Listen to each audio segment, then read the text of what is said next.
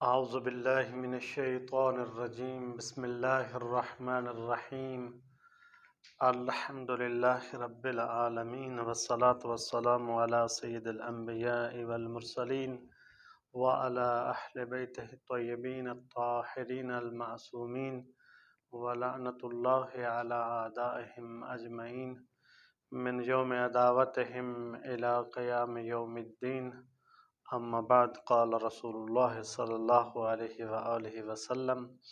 الصوم جنۃ من النار. صدق اللہ العلی العظیم وصدق رسول النبی الکریم ونحن علی ذلک من الشاہدین والشاکرین والحمد للہ رب العالمین. سامعین محترم، گزشتہ درس میں ہم نے ذکر کیا تھا کہ وہ چیزیں جو روزے کو باطل کر دیتی ہیں، اجمالاً ہم نے ان کا ذکر کیا تھا. یہ جو مسائل بیان کیے جا رہے ہیں یہ توضیح المسائل حضرت آیت اللہ العظمیٰ حافظ بشیر حسین نجفی حافظہ اللہ تعالی کے مطابق ہیں، ان کے فتویٰ کے مطابق ہیں. ان کی توضیح المسائل سے ہی یہ مسائل نقل کیے جا رہے ہیں تاکہ ان پاکستان میں اردو بولنے والے جو مقلدین ہیں ان کے وہ اور عامۃ المومنین مومنات اس سے استفادہ کر سکیں. تو ہمارا جو پہلے دو درس گزرے ہیں ان میں ہم نے ذکر کیا تھا روزہ اور روزے کی نیت کے بارے میں، اور کل کے جو آخری چند منٹ درس کے تھے ان میں ہم نے اجمالاً ذکر کیا تھا کہ وہ کون سی چیزیں ہیں جن کے کرنے سے، وہ کون سے کام ہیں جن کے کرنے کی وجہ سے روزہ باطل ہو جاتا ہے یا روزہ ٹوٹ جاتا ہے. تو ہم نے ان کا ذکر کیا تھا. مسئلہ نمبر 1566 میں فرماتے ہیں کہ 9 چیزیں روزہ کو باطل کر دیتی ہیں، یعنی یہ چیزیں روزہ ان کی کرنے سے روزہ ٹوٹ جاتا ہے، باطل کر دیتی ہیں، ٹوٹ جاتا ہے روزہ. نمبر 1، کھانا اور پینا. کھانے اور پینے سے روزہ باطل ہو جاتا ہے، یہ اجمالاً ہم نے کل ذکر کیا تھا. جمع کرنا اور استمنا. اللہ تعالیٰ پیغمبر اسلام صلی اللہ علیہ وآلہ وسلم اور ائمہ معصومین علیہ الصلوۃ والسلام پر جھوٹ بولنا یا ان سے جھوٹی بات منسوب کرنا، غبار حلق تک پہنچانا، پورا سر پانی میں ڈبونا اور صبح صادق تک جنابت، حیض اور نفاس کی حالت پر باقی رہنا، کسی مائع چیز سے یا بہنے والی چیز سے ہکنا یا انیمہ کرنا، اور 9ویں نمبر پہ ہے قے کرنا، یعنی جس کو ہم الٹی کہتے ہیں، قے کرنا. ان کے بارے میں آپ تفصیلی بیان کریں گے. سب سے پہلے نمبر پہ کھانا اور پینا. تو میں آپ کو یہ بات بتا دوں کہ کھانا اور پینا جو ہے، اگر انسان روزہ دار انسان جان بوجھ کر کوئی چیز کھائے اور پیے تو اس سے انسان کا روزہ ٹوٹ جاتا ہے، اور اگر بھول کر اگر وہ کوئی چیز کھا بیٹھا ہے تو اس بھول کی وجہ سے جو چیز کھاتا یا پیتا ہے اس کا روزے کے اوپر اثر نہیں پڑتا. مسئلہ نمبر 1567 میں فرماتے ہیں اگر روزہ دار اس امر کی جانب متوجہ ہوتے ہوئے کہ روزے سے ہے کوئی چیز جان بوجھ کر کھائے اور پیے تو اس کا روزہ باطل ہو جاتا ہے، قطع نظر اس سے کہ وہ چیز ایسی ہو جیسے عموماً کھایا اور پیا جاتا ہو، مثلا روٹی اور پانی، یا ایسی ہو جسے عموماً کھایا پیا نہ جاتا ہو، مثلا مٹی اور درخت کا شیرہ وغیرہ. یہ جو کھانا اور پینا ہے، عمدن جو کھانا پینا ہے، یہ خواہ کم ہو یا زیادہ ہو، حتیٰ کہ فرماتے ہیں کہ اگر روزہ دار مسواک منہ سے نکالے اور دوبارہ منہ میں لے جائے اور اس مسواک کی تری نگل لے تو اس مسواک کی تری نگلنے سے بھی روزہ باطل ہو جاتا ہے. اس مسئلے سے یہ واضح ہوا کہ روزہ دار جو ہے روزے سے ہے اور اس نے جان بوجھ کر کوئی چیز کھائی ہے، خواہ وہ روٹی ہے، پانی ہے، کھائی ہے یا پی ہے. جیسے عموماً عرف میں کھانا اور پینا یہ معروف چیزیں ہیں، روٹی اور پانی، شربت ہے، بوتل ہے، حتیٰ سگریٹ بھی ہے، اس سے بھی روزہ باطل ہو جاتا ہے. اور اس کے علاوہ جو ہے اگر وہ اس نے عام کھانے میں استعمال ہونے والی چیزیں نہیں کھائیں، بلکہ اس نے مٹی کھائی ہے یا کسی درخت کا شیرہ وغیرہ کھا لیا ہے، تو اس سے بھی روزہ باطل ہو جاتا ہے، خواہ وہ تھوڑا کھایا ہو یا زیادہ کھایا ہو، اس سے فرق نہیں پڑتا۔ پھر فرماتے ہیں کہ اگر ایک مرتبہ جو ہے وہ انسان نے مسواک اپنے منہ میں ڈالی ہے اور دوبارہ اس کو نکالا ہے، دوبارہ پھر اس کو منہ میں جو ہے لگانے کے لیے پھر منہ میں ڈالا ہے، تو یہ اس کی جو تری ہے، دوسری مرتبہ جو اس نے مسواک منہ میں ڈالی ہے، تو اس مسواک کی تری کو اگر وہ منہ میں نگل لیتا ہے، یعنی حلق سے نیچے اتر جاتی ہے، تو اس طرح سے بھی انسان کا روزہ باطل ہو جاتا ہے۔ تو لہٰذا جو صاحبان روزے کی حالت میں مسواک کرتے ہیں تو انہیں چاہیے کہ وہ اس میں احتیاط کریں۔ مسئلہ نمبر 1568 ہے، جب روزہ دار کھانا کھا رہا ہو، اگر اسے معلوم ہو جائے کہ صبح ہو گئی ہے، تو اسے چاہیے کہ جو لقمہ منہ میں ہو اسے اگل دے، اور اگر جان بوجھ کر وہ نگل لے تو اس کا روزہ باطل ہے، اور اس حکم کے مطابق جس کا ذکر بعد میں ہوگا اس پر کفارہ واجب ہے۔ اس میں یہ ہے کہ جب عموماً آج کل تو اعلان ہوتا ہے، بتایا جاتا ہے کہ سحری کا ٹائم ختم ہو گیا ہے، تو اگر سحری کا ٹائم ختم ہو گیا ہو اور وقت اذان ہو گیا ہے، تو اس وقت جو ہے اگر روزہ دار کوئی چیز کھا رہا ہے اور وقت ختم ہو گیا ہے اور اسے معلوم ہو گیا کہ اب وقت ختم ہو گیا ہے، تو جو لقمہ وہ اپنے منہ میں لیے ہوئے ہے اسے چاہیے کہ وہ لقمہ جو ہے وہ اگل دے، یعنی اس کو باہر نکال دے۔ اگر جان بوجھ کر وہ لقمہ نگل لے گا تو اس کا روزہ باطل ہے، اور اس حکم کے مطابق جس کا بعد میں ذکر ہوگا اس پر کفارہ بھی ہے۔ یہ کفارہ جو ہے اس کا ذکر آگے جو ہے وہ آگے والے مسئلے میں بیان ہوگا۔ مسئلہ نمبر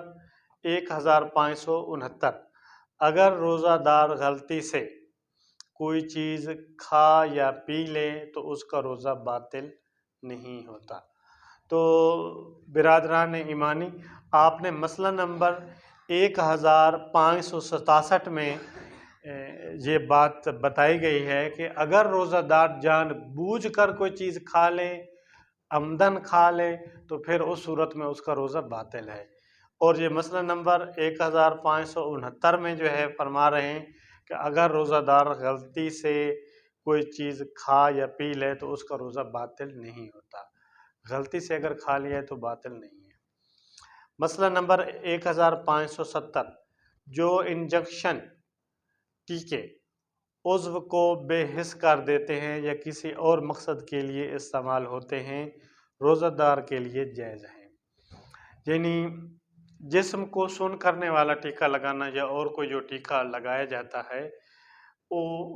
وہ کسی بھی مقصد کے لیے ہو تو روزہ دار کے لیے ٹیکہ لگوانا جائز ہے۔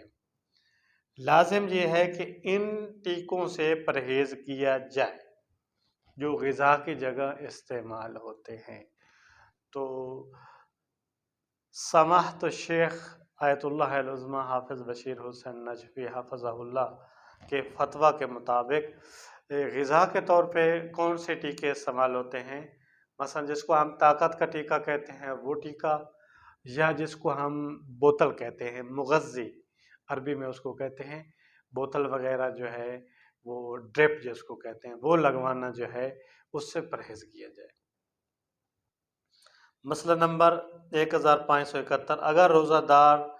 دانتوں کی ریخوں میں پھنسی ہوئی چیز کو عمدن نگل لے تو اس کا روزہ باطل ہو جاتا ہے۔ انسان جب کھانا کھاتا ہے تو روٹی کا کوئی ٹکڑا جو ہے یا سالن وغیرہ میں سے کوئی چیز دانتوں میں رک جاتی ہے، تو اگر فرماتے ہیں کہ اگر وہ چیز جو دانتوں میں رک گئی ہے، پھنس گئی ہے، اگر عمدن جو ہے جان بوجھ کر کوئی بندہ روزے دار انسان اس کو نگل لے گا تو اس کا روزہ باطل ہو جائے گا۔ اگلے مسئلے میں فرماتے ہیں جو شخص روزہ رکھنا چاہتا ہو اس کے لیے صبح صادق سے پہلے دانتوں میں خلال کرنا ضروری نہیں ہے۔ خلال آپ جانتے ہیں دانتوں میں کوئی چیز لگانا یہ ضروری نہیں ہے، لیکن اگر اسے علم ہو کہ جو غذا دانتوں کے ریخوں میں رہ گئی ہے، دانتوں کے درمیان والا جو حصہ ہے نا، ایک دانت سے دوسرے درمیان کا جو فاصلہ ہے اس کو ریخ کہتے ہیں، اگر ان ریخوں میں جو غذا رہ گئی ہے وہ دن کے وقت پیٹ میں چلی جائے گی تو وہ اگر خلال نہ کرے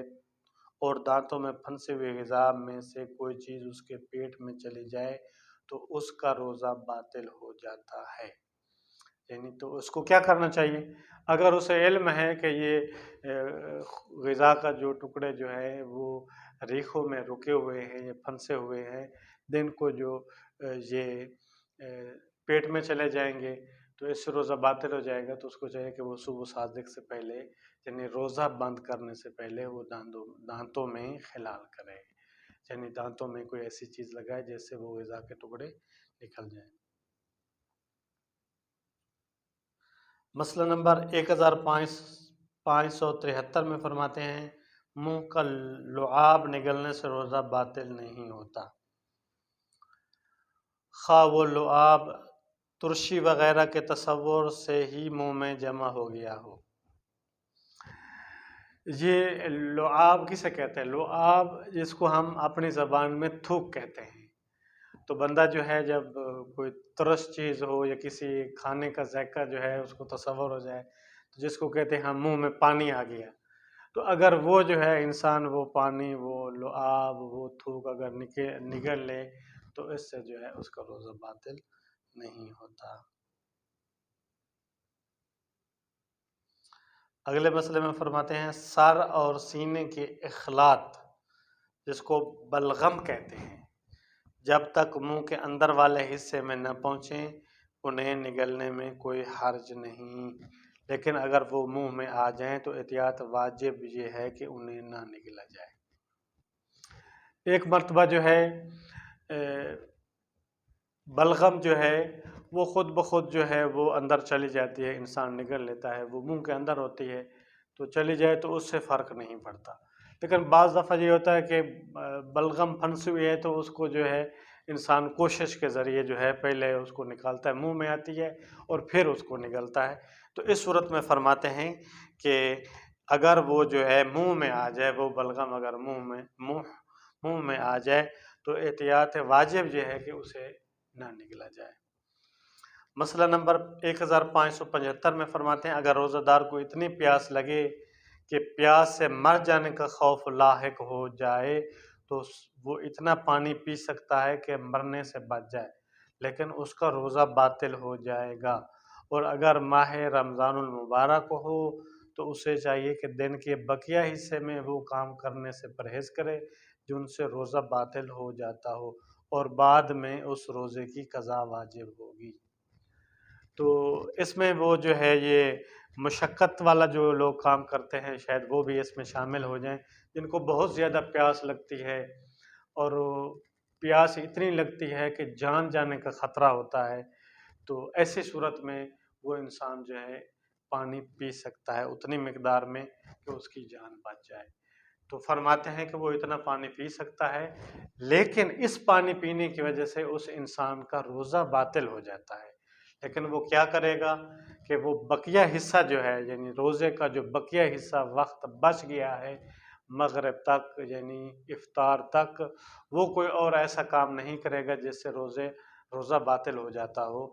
تو اس صورت میں اس کا روزہ تو باطل ہو جاتا ہے لیکن بعد میں وہ اس کی قضا کرے گا اور یہ قضا کرنا اس کے لیے واجب ہے، یعنی اس کے بدلے میں ایک روزہ رکھے گا۔ مسئلہ نمبر 1576 میں فرماتے ہیں بچے یا پرندے کے لیے غذا کا چبانا یا غذا کا چکھنا وغیرہ جو عموماً حلق تک نہیں پہنچتی، خواہ وہ اتفاقاً حلق تک پہنچ جائے تو روزے کو باطل نہیں کرتی، لیکن اگر انسان شروع سے جانتا ہو کہ یہ غذا حلق تک چلی جائے گی تو اس کا روزہ باطل ہو جاتا ہے اور اسے چاہیے کہ اس کی قضا کرے اور کفارہ ادا کرے جو اس پر واجب ہے۔ بچے کے لیے یا پرندے کے لیے. بعض دفعہ انسان جو ہے وہ روزہ دار جو ہے اپنے منہ میں غذا کو چباتا ہے تاکہ وہ غذا نرم ہو جائے. تو اگر وہ حلق تک نہیں پہنچتی تو اس صورت میں اس کا روزہ باطل نہیں ہوتا. اور اگر جو ہے وہ اتفاقاً، خدا نخواستہ، اتفاق سے، ارادہ نہیں تھا اس کا لیکن اتفاق سے جو ہے وہ حلق تک پہنچ گئی ہے، تو اس صورت میں اس کا روزہ باطل نہیں ہے. لیکن اگر شروع میں غذا چبانے سے پہلے کوئی ایسی غذا ہو جس کے چبانے سے وہ ضرور حلق تک پہنچ جائے گی، تو اس صورت میں اگر وہ غذا حلق تک پہنچ جائے تو اس کا روزہ باطل ہو جاتا ہے. اور اسے چاہیے کہ اس روزے کی قضا بھی کرے، اور قضا کے ساتھ ساتھ اس کے اوپر اس روزے کا کفارہ ادا کرنا بھی واجب ہے، جس کا حکم، کفارے کا حکم جو ہے وہ انشاءاللہ آئندہ مسائل میں آئے گا. آگے والے دروس میں ان کا ذکر کریں گے کہ وہ کفارہ کتنا کفارہ ہوتا ہے اور کن کن مقامات پہ اور کس روزے کا کفارہ ادا کرنا واجب ہوتا ہے. انشاءاللہ وہ اگلے درس میں. مسئلہ نمبر 1577. انسان کمزوری کی وجہ سے روزہ نہیں چھوڑ سکتا. ہاں، اگر کمزوری اس حد تک ہو کہ عموماً برداشت نہ ہو سکے تو پھر روزہ چھوڑنے میں کوئی حرج نہیں. ایک انسان جو ہے وہ یہ سمجھتا ہے کہ اگر میں روزہ رکھوں گا تو بہت زیادہ کمزور ہو جاؤں گا، تو اس صورت میں اس عذر اور اس بہانے کی بنا پر وہ روزے کو نہیں چھوڑ سکتا. لیکن اگر کمزوری اس حد تک ہو جائے کہ عموماً انسان برداشت نہیں کر سکتا تو پھر روزہ چھوڑ سکتا ہے. وصلی اللہ علی محمد و آلہ الطیبین الطاہرین. اللہم صل علی محمد و آل محمد.